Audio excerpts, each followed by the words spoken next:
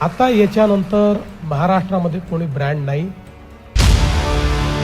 की आता कोणीही स्वतःला ब्रँड सांगून आमच्या समोर उभे राहिले तरी त्याचा बँड वाजवल्याशिवाय आम्ही थांबणार नाही।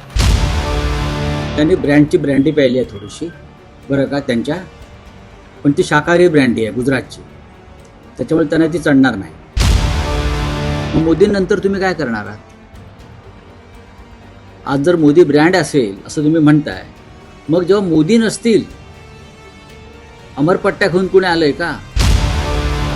बघा, मी नेहमी सांगतो की या महाराष्ट्रामध्ये एकच ब्रँड होता, हिंदू हृदय सम्राट शिवसेना प्रमुख बाळासाहेब ठाकरे।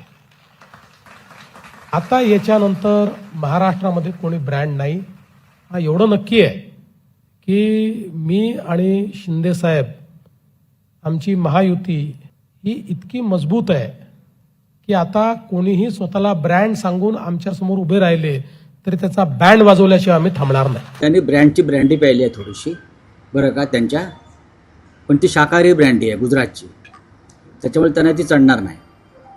प्रश्न असा आहे की तुम्ही कोण ठरवणार? शिवसेना प्रमुखांनंतर आम्ही निवडणुका लढलेलो आहोत त्यांच्याच आशीर्वादाने, त्या निवडणुका चांगल्या प्रकारे आम्ही जिंकलेलो आहोत। तुम्ही त्या सत्तेमध्ये पण सहभागी झालेला आहात आमच्याबरोबर महाशय।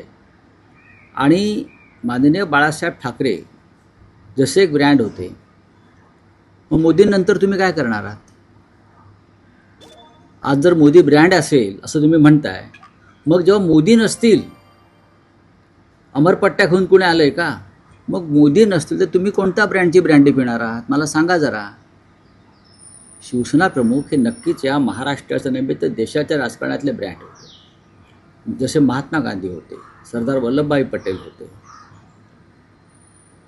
अशा विषयावरती फडणवीसांनी बोलू नये, फडणवीसांनी वर्तमानावर बोलावं आणि बाळासाहेब ठाकरे यांच्याविषयी चर्चा करण्याचं किंवा त्यांच्याविषयी भूमिका घेण्याचं त्यांना कारण नाही।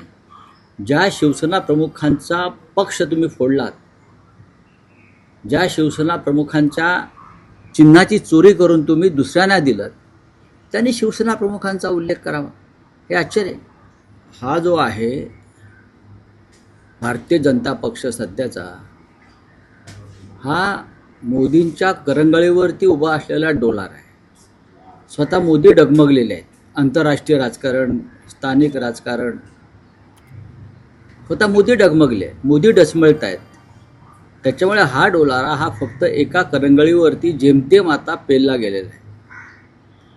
अशा वेळेला राज ठाकरे असं म्हणतायत, सन्माननीय राज ठाकरे, की तो कधी कोसळून पडेल आणि ते कोसळण्याची वाट या देशाची जनता पाहते। कधी कोसळून पडेल याला भक्कम असा आधारच नाही आहे भाजपच्या कोणत्याही। तसं नसतं, जर भक्कम आधार असता वैचारिक तर AIM बरोबर युती झाली नसती, काँग्रेसबरोबर युती केली नसती, आणि मग फार गदारोळ झाल्यावर त्यांनी कारवाया केल्या, माघार घेतली।